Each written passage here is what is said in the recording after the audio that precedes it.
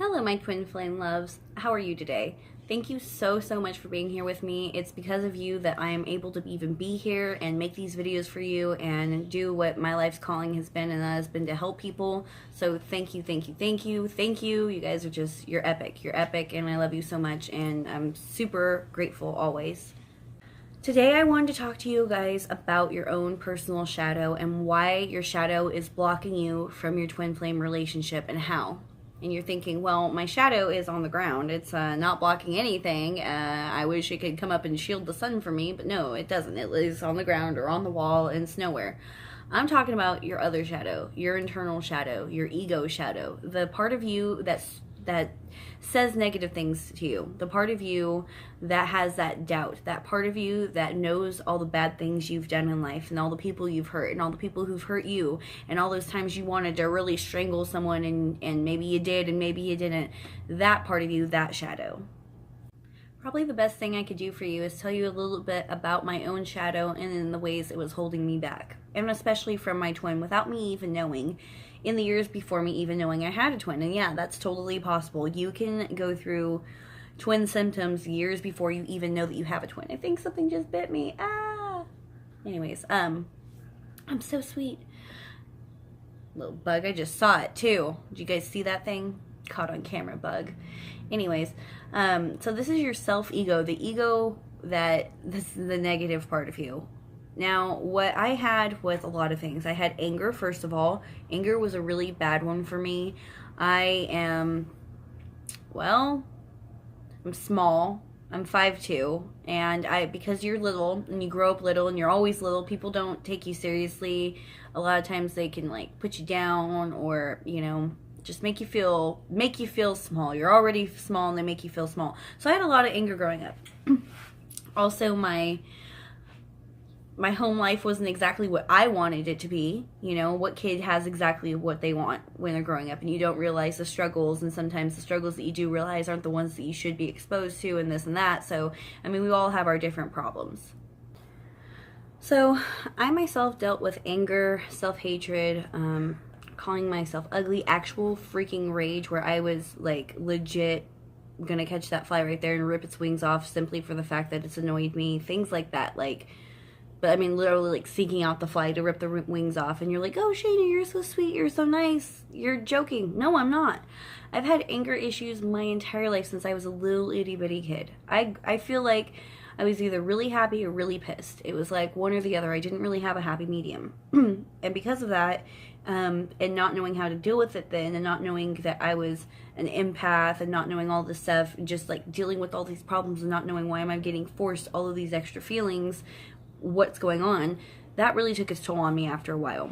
So what I need you to do is like look at yourself. Are you a self-harmer? And you're like, I've never cut myself. Well, maybe you haven't, but do you self-abuse when you talk? Do you talk about yourself in the negative light? Do you see yourself as less?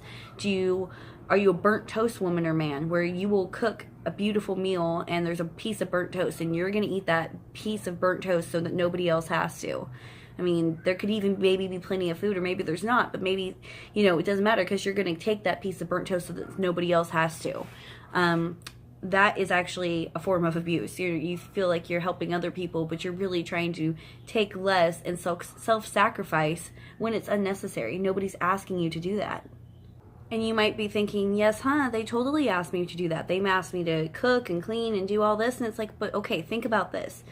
Nobody asks you what to do, which you don't volunteer to do, what you don't agree to do. So when you meet somebody for the first time, brand new blank page, they know nothing about you. They don't expect anything from you because they don't know you. They don't have no idea what to expect. You lead the expectations. You tell them what they're going to need to expect, what you're going to be there. You're going to say, oh, if you're dating me, you come home to back rubs and foot massages. Get out of here, fly, go. I rebuke you, Satan.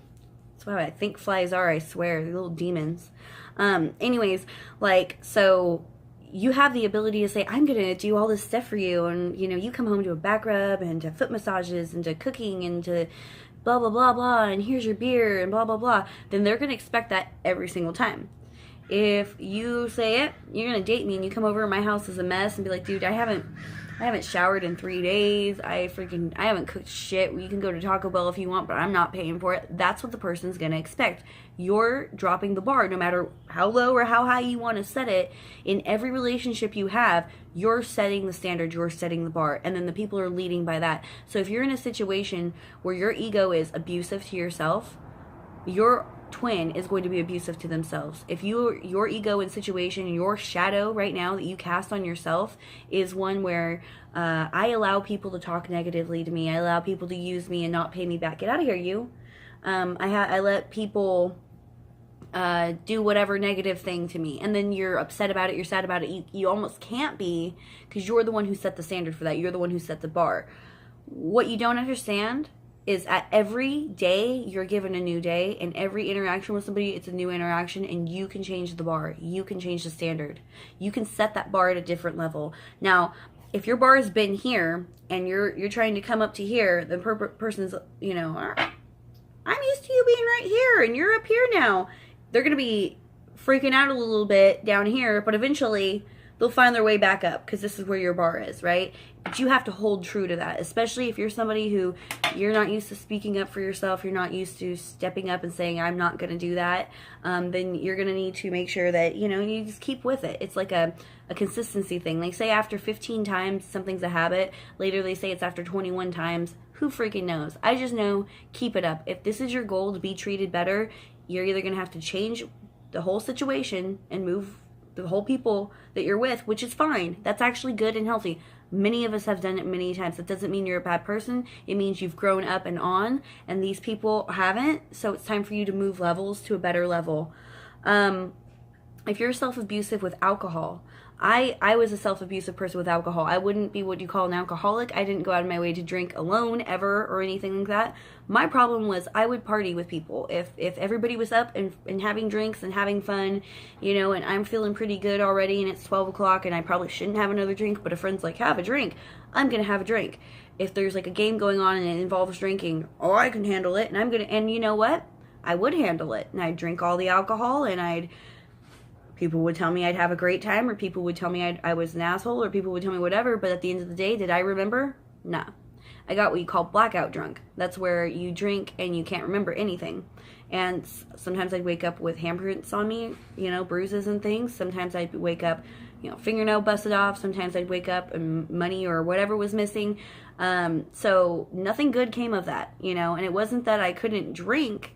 I said I shouldn't drink, you know, there's a difference, because it's like, and I can drink just one drink and walk away. That's not a problem. But if I'm in a situation where I'm at a party and everybody's having fun, I want to have fun with everybody. And I thought at that point in time, as a young child, I needed to do that. But looking back, it was expensive.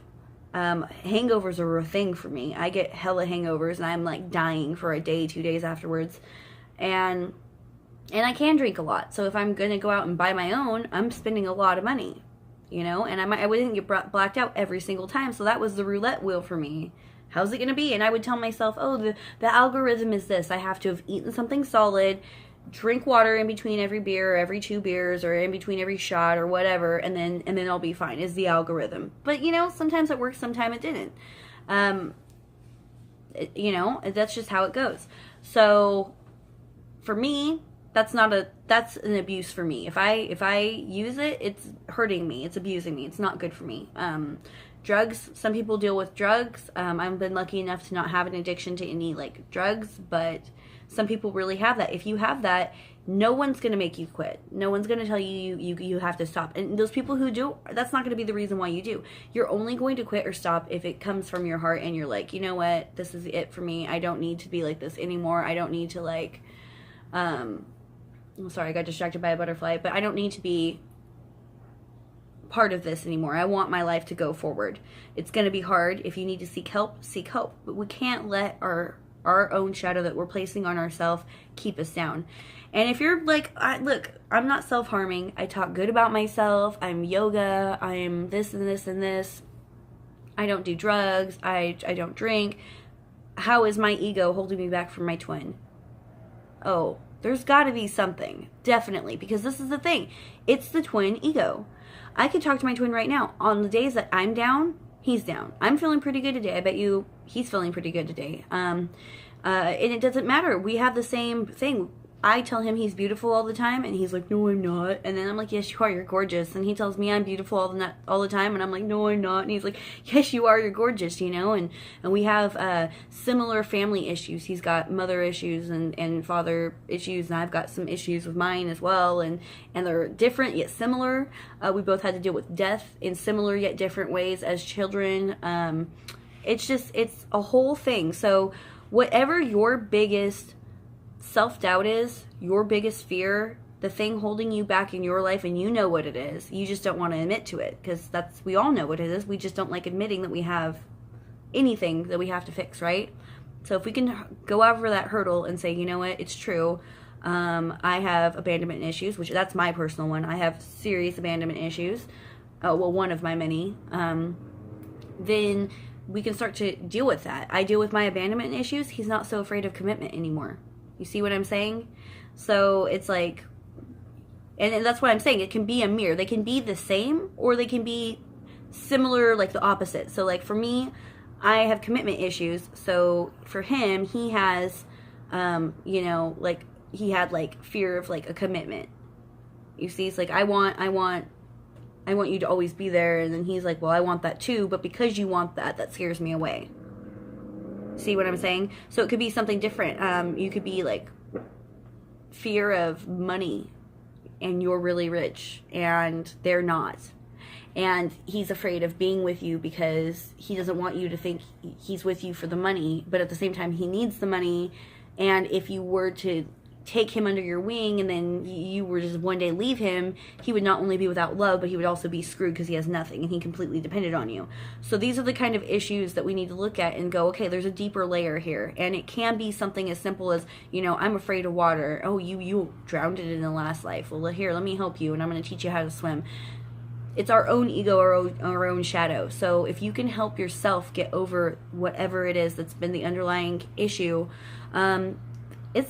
it's better that way. I want to show you 2 oils real quick. The first one is going to be cheer oil. Let me read off what this is. Let me show you real quick. This is doTERRA cheer. My nasty fingernails, like always. There's no excuse this time. This time they're just dirty. Ingredients: wild orange, and this is extracted out of the peel, cold pressed. Clove, star of anise, lemon myrtle, nutmeg, vanilla, ginger, cinnamon, and something I can't pronounce, ZDRAVETZ. I'm not even going to try it, but it says herb oil, and I believe it because it's doTERRA. Anyways, cheer oil. Absolutely love this. This smells fantastic, amazing. I'm wearing some already. If you're battling with yourself and you're like, despite yourself, like, okay, I'll give you a real quick example. Yesterday I went through kind of a bad time. Somebody yelled at me for a cup. I had left a cup, and I supposedly a french fry and on the ground, ended up on the ground, and they screamed at me. Is that what they're really mad about? Probably not. I don't really know.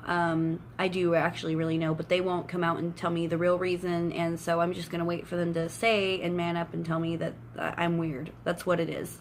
I'm weird, and I try to be really normal around them, but it doesn't matter. You can't hide what I am. So, anyways, until they can confront that, I'm not going to force it. But anyways, so I cried for 2 hours straight yesterday.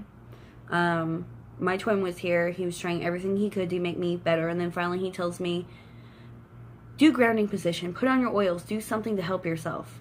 And I was mad at him for a second. Because that was like despite him. Despite myself. You know, it's like, I know that will make it feel better. And I did. As soon as he said it, I went and I put on my oil.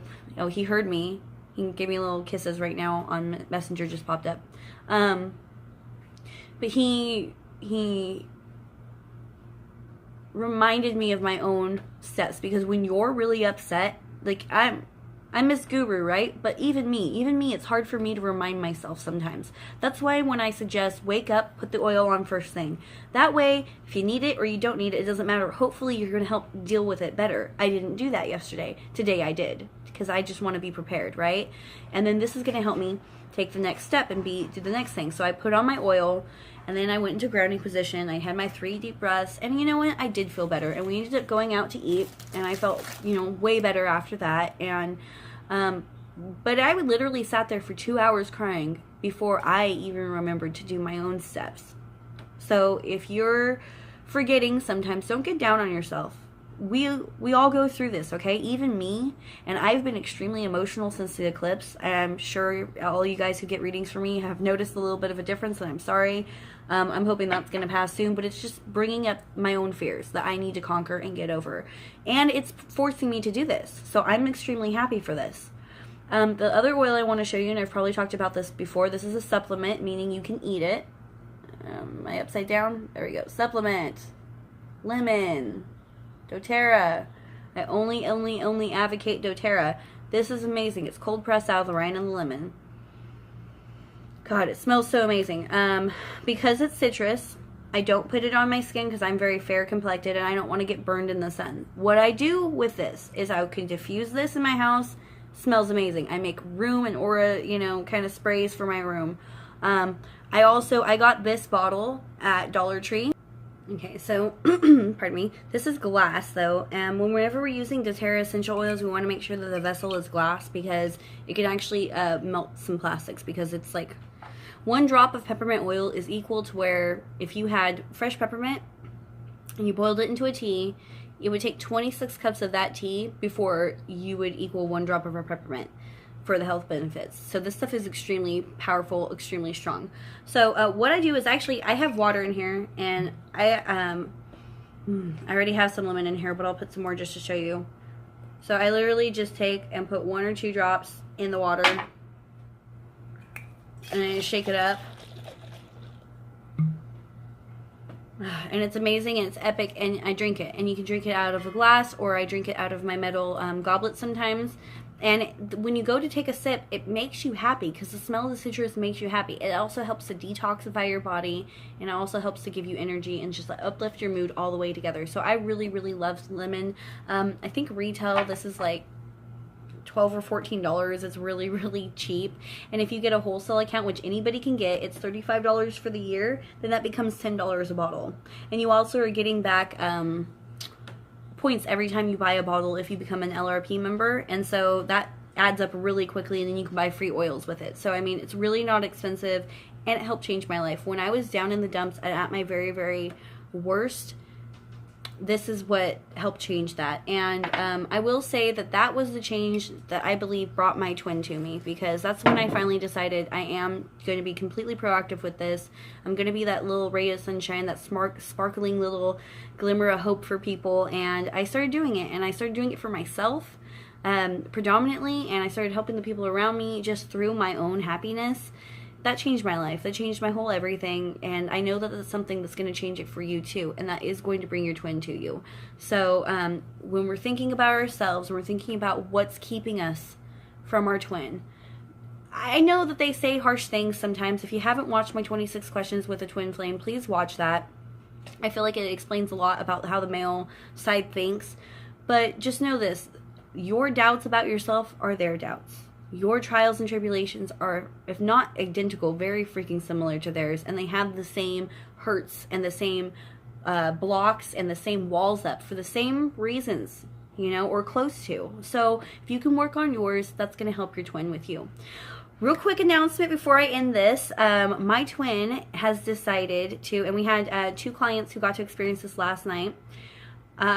We've decided to do dual readings together, meaning you will get the reading from me, and he will be next to me on camera too. And he is what they call those, a theologian, you know, where they know all about the different religions and stuff. He also does different things, but he's going to be giving advice from the male perspective, right? From the twin flame male perspective, along with my advice on the reading. So I will, how it works is I give my reading, my card at a time, I explain my card, give my advice, and then he will add what he wants to add from his perspective, and then we move on to the next. That's starting at $120 for 7 cards, and it is $222 for the full 14 card twin flame male and female reading. Must be booked in advance, and we are only doing this 1 day a week, and we are only allowing 2 clients a day. So that's going to be kind of a rush to see who gets to get on that list. But it's really amazing. It's epic. I love it. And we might do like a little raffle on Patreon here, maybe for a free one for somebody or something like that as it goes on. Please be sure to like my YouTube page if you haven't done so already. Share that you're a Patreon supporter with anybody you know might be able to need this. And just thank you guys so much for everything you do to me, or do for me and with me, and allow me to help you guys too. You guys make my world go round, and I love you all so much. Have a great day. Bye.